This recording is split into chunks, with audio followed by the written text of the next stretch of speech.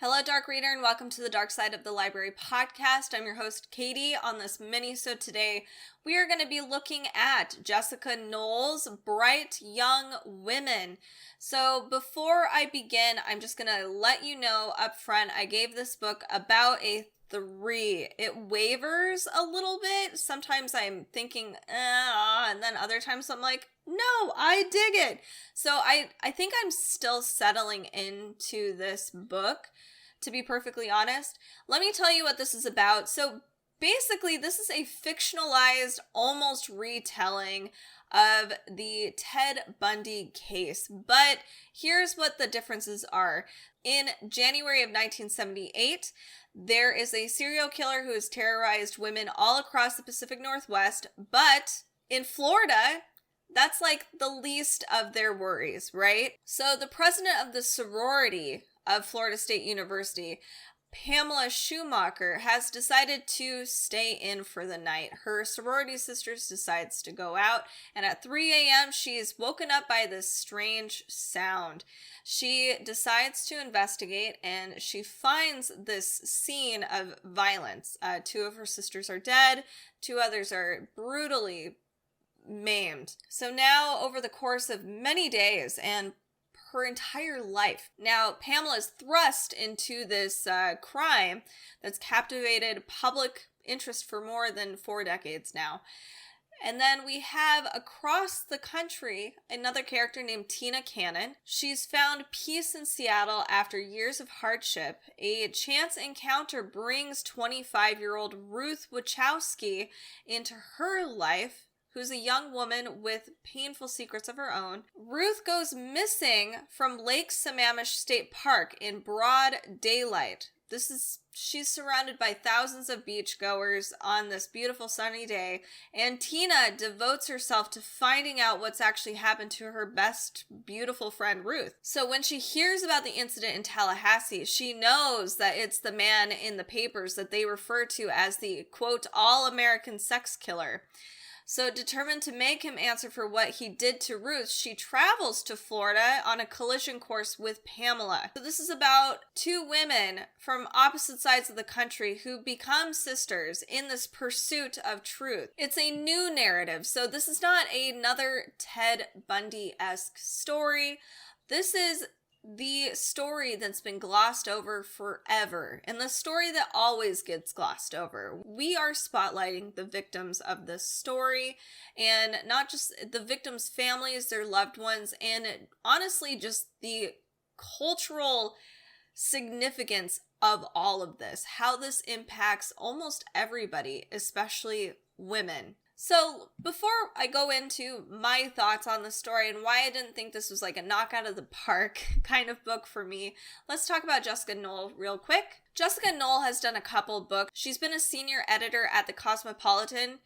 So some of the books that she's written are Luckiest Girl Alive, which actually, now that I'm thinking of it, is a movie that I've been meaning to watch. It's got Mila Kunis in it, and I'm starting to remember what it is. She's also written a book called The Favorite Sister. She grew up in Philly, went from Pennsylvania to New York, and now lives in LA with her husband and her wonderful bulldog, and I'm so happy about that. I love bulldogs.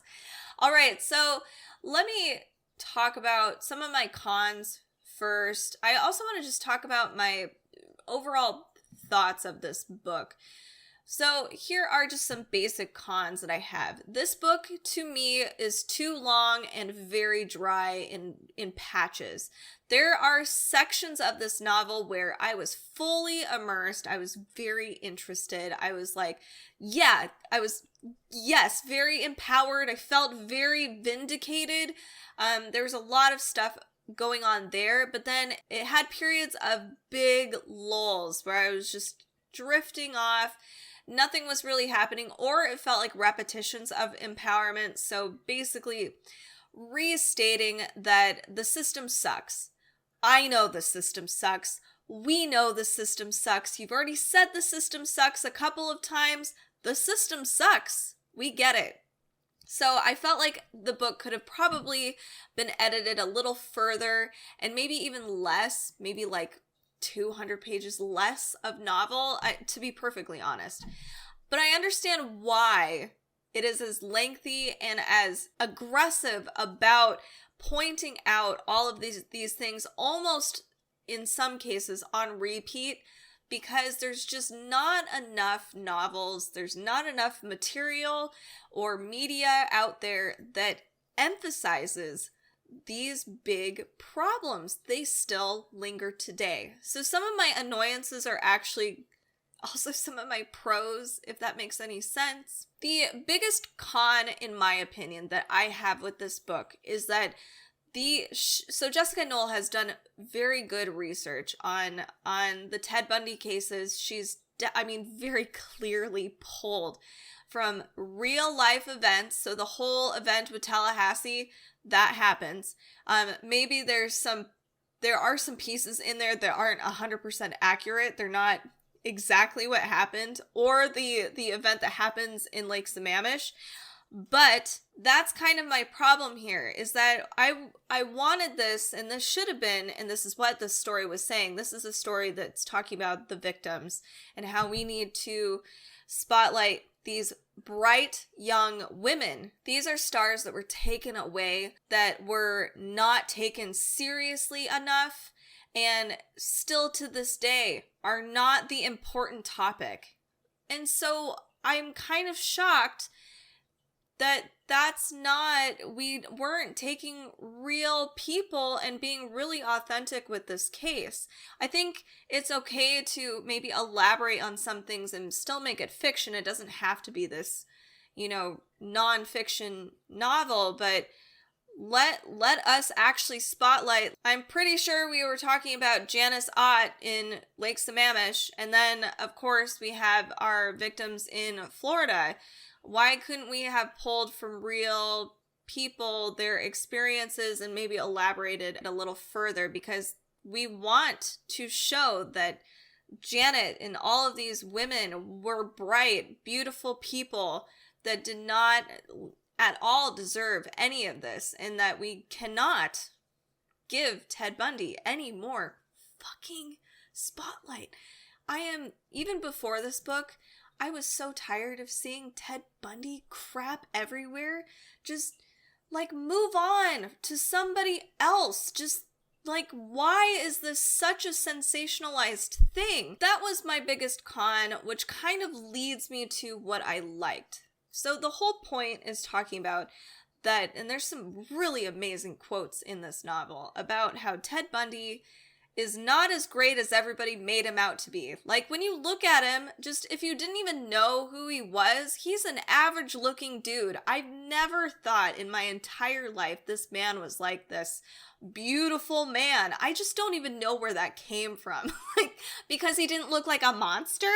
I don't know. It's crazy pants to me. The other thing too is just how much our media and how we as a society have basically said this man is a genius. The things that he did because he didn't get caught, I guess. Does that mean you're a genius? I mean, he's no Ed Kemper, that's for sure.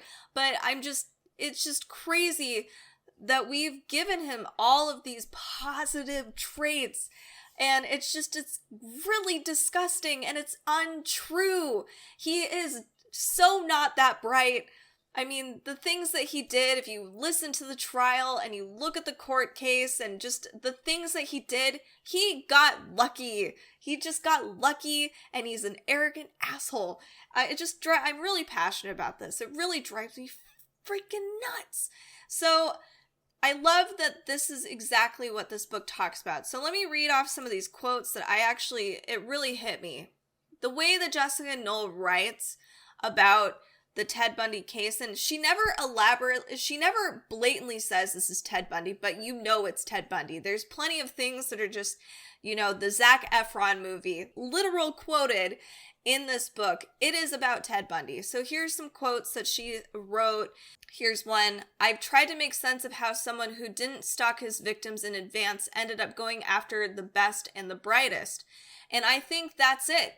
The thing they all had in common, a light that outshone his His targets college campuses and sorority houses because he's looking for the cream of the crop. He wants to extinguish us. We are the ones who remind him that he's not that smart, not that good looking, and there's nothing particularly special about him. End quote. Ted Bundy is just what we would call in today's society a star incel. That's just it. He is literally the pinnacle for incels. That's it. That really is it. And he has been sensationalized for such a long time. Can you imagine if you had somebody that you love, their life taken away from you, and that monster is shown on TV, on podcasts, on music, on absolutely everything for decades, talking about how magnificent and brilliant and good looking that person is.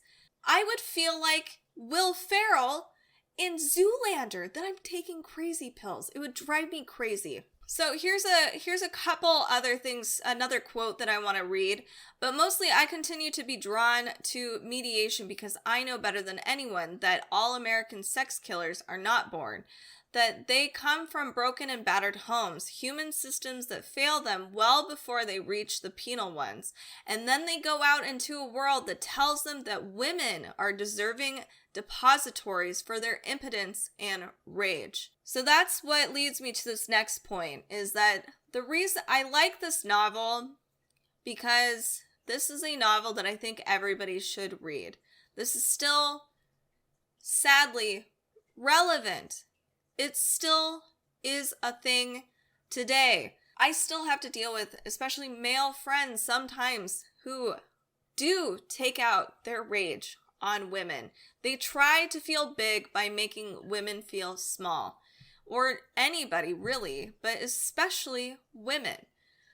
Or that there needs to be a certain set of rules, standards that women have to follow.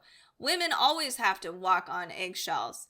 And make sure we do not, God forbid, scar, cut, paper cut, prick that male ego. And that's what this book is about. We get a visual of what that life is like, what it's like being a woman.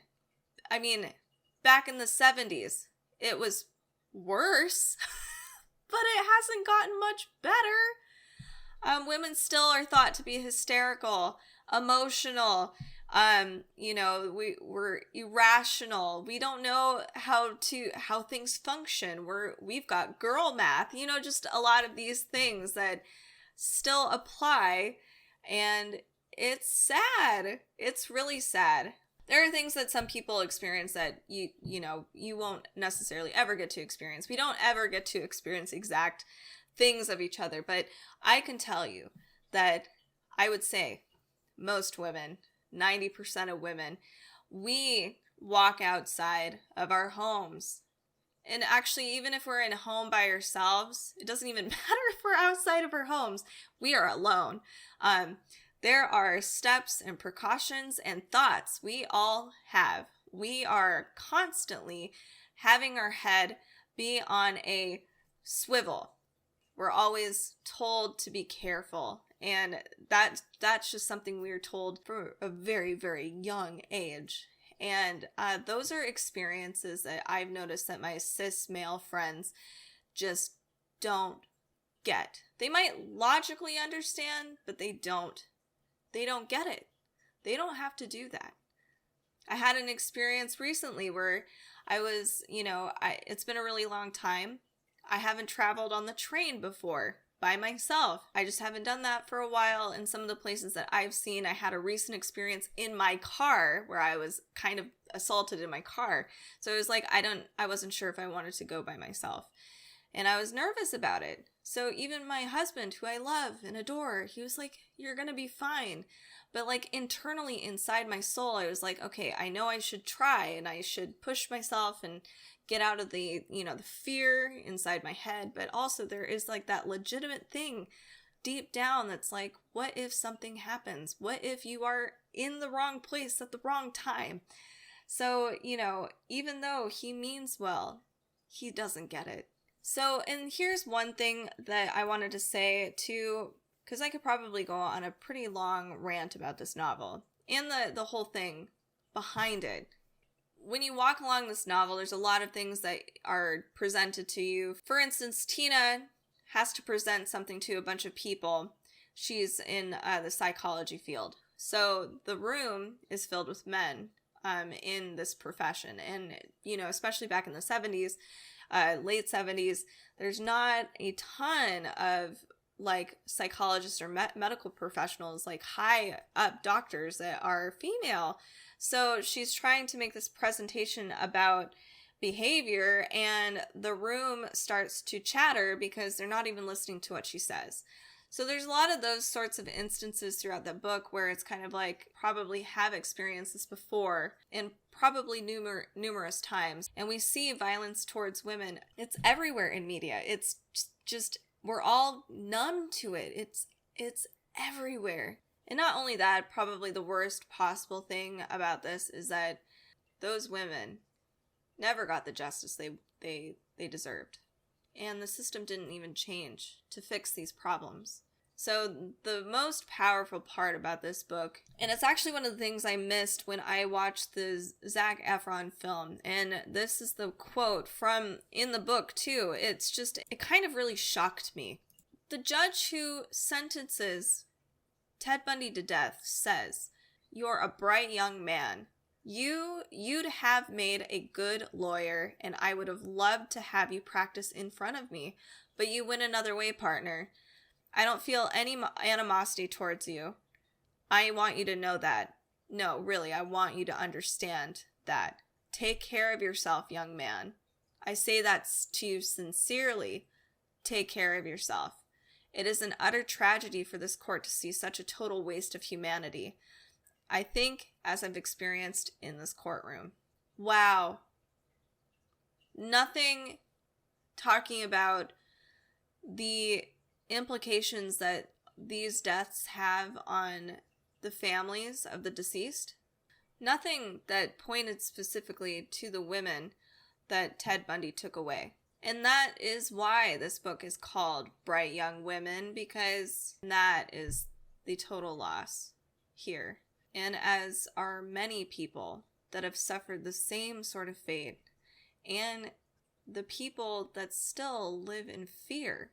So before we get too deep into this episode, if you are looking for a fictional slight retelling of the Ted Bundy case with a different narrative, this would be a great book for you. It can be a little dry. I do like the perspectives. I do think our narrators, our two, Pamela and Ruth, can be a little muddled. There was plenty of times where it would switch different perspectives and timelines, and I was like, oh no, where am I? Because I would think, oh, it's Pamela, but it's actually Ruth all of a sudden. So it's a little difficult sometimes to navigate. But I think the message is really important. It's still incredibly valid today. And I do think there's so much that we still have to learn. And I wish we would stop sensationalizing monsters that don't deserve that. Like, they don't. So check out Bright Young Women by Jessica Knoll. Let us know what your thoughts are. Make sure to subscribe, to comment, and to follow us on our socials, which are listed down in the description below if you are watching on YouTube, but that is at Dark Side of the Library on Instagram, YouTube, and Facebook. You can also listen to our podcast episodes every Wednesday and Friday. So if you like spooky reads, this is for you. Check us out. And we are on your favorite listening app. Make sure to spread Dark Side of the Library to your friends, family, loved ones, anybody who likes spooky reads. Thank you so much for listening. Have a creeptastic rest of your week.